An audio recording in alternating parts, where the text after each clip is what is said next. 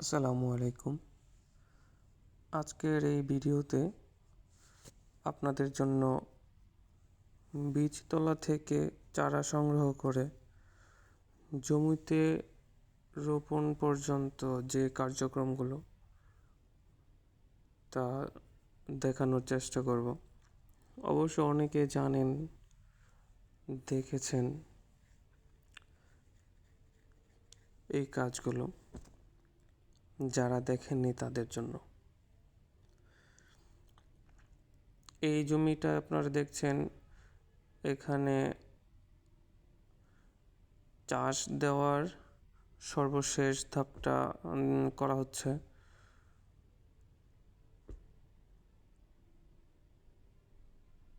এই চাষ শেষ হলে জমিতে সার ছিটানো হবে।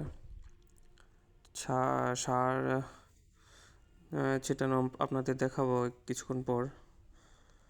আসলে আমার প্রথম ভিডিও এবং প্রথম ভয়েস দেওয়া, যার জন্য সবাই ক্ষমা সুন্দর দৃষ্টিতে দেখবেন। এই চাষের আগেও অনেকবার চাষ দেওয়া হয়েছে, তখন আমি বাসায় ছিলাম না, যার জন্য দেখাতে পারিনি।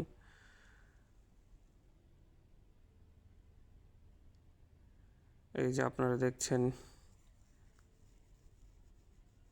আমাদের এক চাচা, আমাদের গ্রামের, তিনি সার ছিটাচ্ছেন। আসলে এই কাজগুলো করার জন্য খুব অভিজ্ঞতা প্রয়োজন হয়। অভিজ্ঞতা না থাকলে কাজ করা যায় না। আমার বাবার অভিজ্ঞতা নেই, আমাদের তো একেবারেই নেই। আমাদের এলাকা, এটা এলাকার জমি। এখন চলে আসলাম আমাদের বাড়ির পাশে, যেখানে পেঁয়াজের বীজতলা করা হয়েছিল। এই জমিতে আগে লিচু গাছ ছিল, কাগজি লেবু ছিল, যার কিছুই নেই। এই গাছগুলা বড় করার জন্য আমরা দুই ভাই কত যে কষ্ট করেছি আল্লাহ ভালো জানে। বাবা বিদেশ থাকতো, সৌদি আরব। সৌদি থেকে ইউটিউবে দেখতেন ভিডিও আর বলতেন, হোমমেড জৈব সার বানাও, গাছে দাও, গাছ বড় করো তাড়াতাড়ি তাড়াতাড়ি। এখন এখানে কিছুই নেই, কয়েকটা লিচু গাছ ছাড়া। আপাতত কিছু পেঁপে গাছ আছে। এই যে এগুলো হচ্ছে লাল তীর পেঁয়াজের চারা। একটা ওঠানোর চেষ্টা করেছিলাম, কিন্তু নষ্ট হয়ে যাবে তাই আর ওঠালাম না।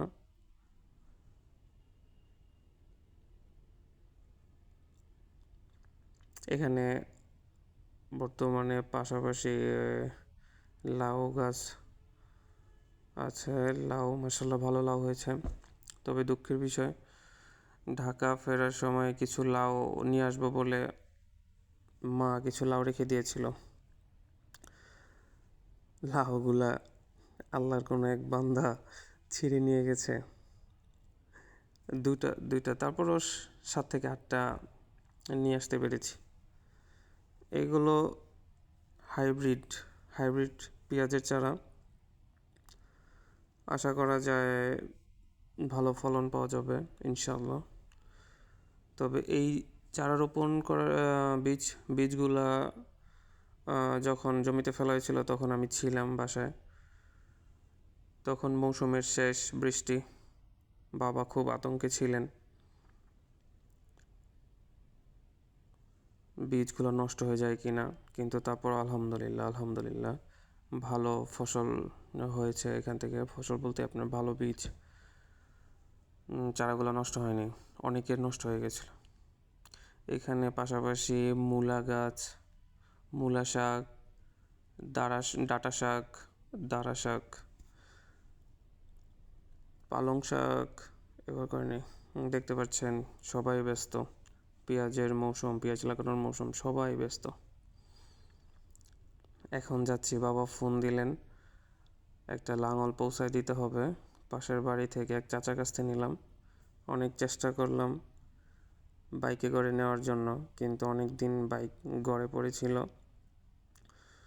স্টার্ট নিচ্ছিল না, কি আর করা। এখন আবার চলে আসলাম বাসায়। বাসায় এসে বাবা বলল কিছু পেঁয়াজের চারা আরও লাগতে পারে, এগুলো আবার আগাগুলো কেটে রেডি রাখতে হয়, কারণ পুরো গাছ লাগানো যায় না। গাছগুলো খুব বড় হয়ে গেছিল, যার কারণে কেটে কেটে ছোট করে দিতে হয়।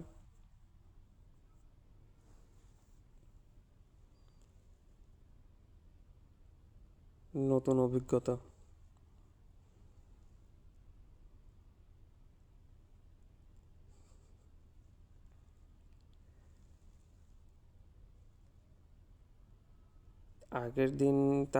এর আগের দিন রাতেও কিছু কেটে রেখেছিলাম, কিন্তু আরও লাগবে।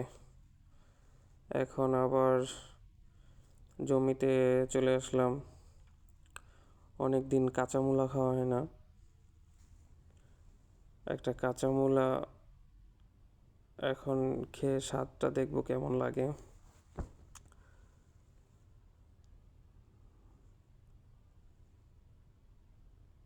ছোটকালে মূলা খেয়েছিলাম, তখন খুব ঝাল একটা মূলা ছিল, লাল। সেই মূলাটা এখন খুব খুব কম পাওয়া যায়।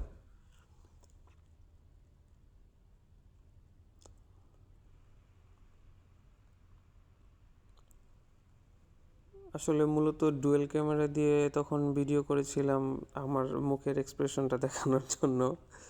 আমি মূলা পানি দিয়ে পরিষ্কার করিনি, ছোটোকালে যেভাবে খেতাম ওইভাবেই চেষ্টা করেছি। দুঃখিত, এটা কেউ চেষ্টা করবেন না।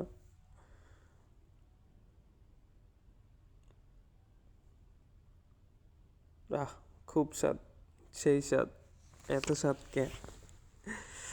দেখতে পাচ্ছেন মহিলারা আরও চারা উঠাচ্ছে, এগুলো না মোটামুটি ঝাল আছে।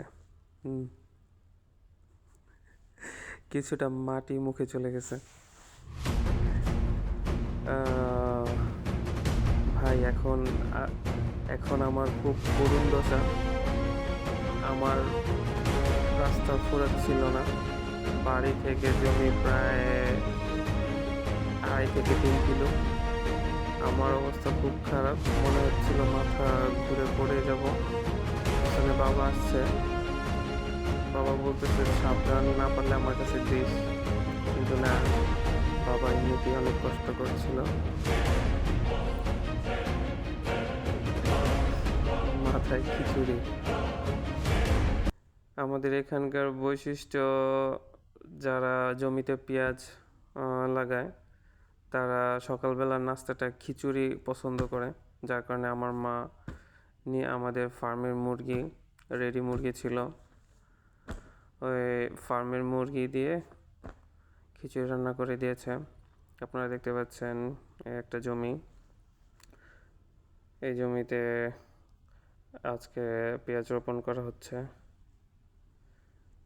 সত্যি এলাকাটা সুন্দর, খুব সুন্দর। আলহামদুলিল্লাহ, আলহামদুলিল্লাহ। আমি আপনাদের দেখাচ্ছি কিভাবে পেঁয়াজ রোপণ করতে হয়, কতটুক দূরত্বে।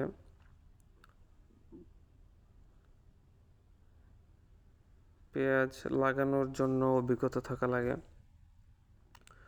অভিজ্ঞতা না থাকলে আপনি দ্রুত করতে পারবেন না, আপনি পিছনে পড়ে যাবেন। কারণ প্রায় এক সিরিয়ালে 20 থেকে 25 জন লোক আছে এখানে। একজন সামনে ওই লাঙল দিয়ে দাগ কেটে দেয়, আর সবাই পিছন থেকে পেঁয়াজের চারা রোপণ করে। আমিও চেষ্টা করেছিলাম, ব্যর্থ চেষ্টা। আমি বুঝতে পারছিলাম না,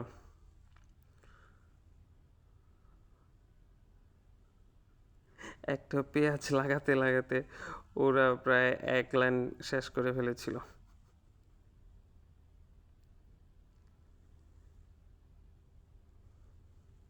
আসলে আসলে গ্রামে একটা কথা আছে, মানে জেলের কাজ না কোষ্টা কাটা, মানে যে মাছ ধরে তার পাট কাটা হয় না, বা সে পাট কাটতে পারে না, সেটা এখন আমার ক্ষেত্রে হয়ে গেছে।